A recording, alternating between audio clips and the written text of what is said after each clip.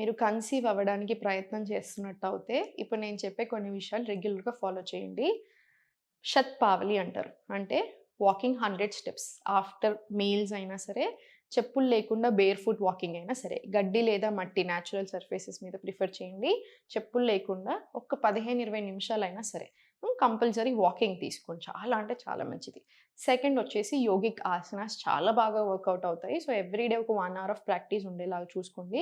Breath work కూడా చాలా ఉండాలి. And pelvic organ side blood flow, circulation మంచిగా ఉండే ఆసనాస్ భద్రాసన్, చక్రీచాలాసన్, పశ్చిమోత్తనాసన్, టేబుల్ పోజ్ నుంచి మనం తీసుకునే మూవ్‌మెంట్స్ ఇలా అన్నీ ఇంక్లూడ్ చేయొచ్చు. థర్డ్ వచ్చేసి పడుకునే ముందు విపరీతకరాన్ని ప్రాక్టీస్ చేయండి. లెగ్స్ అప్ ద వాల్ అంటారు. జస్ట్ మనం వెల్లెంకి పడుకుంటాం కదా!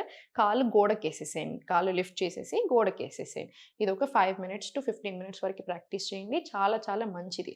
అండ్ ఫోర్త్ వచ్చేసి సీడ్ సైక్లింగ్. సీడ్ సైక్లింగ్ మీకు పీరియడ్స్ రెగ్యులర్ ఉంటే సీడ్ సైక్లింగ్ ఫాలో చేయండి. మీకు పీరియడ్స్ రెగ్యులర్‌గా లేనట్టయితే ఎవ్రీ డే మంచిగా ఒక స్పూన్ ఆఫ్ సీడ్స్ అన్నీ రోస్ట్ చేసుకొని పెట్టుకొని, దాంట్లో కొంచెం హనీ యేసుకొని తీసుకొని morning on empty stomach. And fifth వచ్చేసి ఇవన్నిటితో పాటు మనకి ఫుడ్ చాలా ఇంపార్టెంట్. సో, మీకేదైతే మంచిగా డైజెస్ట్ అవుతుందో ఆ ఫుడ్ ఎక్కువగా తింటా ఉండండి. ఎక్కువ ప్రిఫర్ చేయండి. వార్మ్ అండ్ కామింగ్ ఫుడ్స్ ఎక్కువ తీసుకోండి. అండ్ లాస్ట్ వచ్చేసి ఓం మంత్ర మెడిటేషన్. ఓం మంత్ర chanting every day compulsory practice చేసేలా చూడండి. ఆ ఓం మంత్ర చేసేటప్పుడు మనకి ఏదైతే వైబ్రేషన్స్ జనరేట్ అవుతాయో చాలా అంటే చాలా బాగా వర్క్ అవుతుంది. మనకి కన్సీవ్ అవ్వడానికి ప్రయత్నం చేసే ప్రాసెస్‌లో కూడా. సో, కంపల్సరీ ఇవన్నీ ఫాలో చేసేలా చూడండి. బోత్ కపుల్ ఇద్దరు ఇవన్నీ ఉండాలి. ఒక్కళ్ళు కాదు, ఇద్దరు అన్నీ చేసేలాగా చూసుకోండి సరిపోతుంది.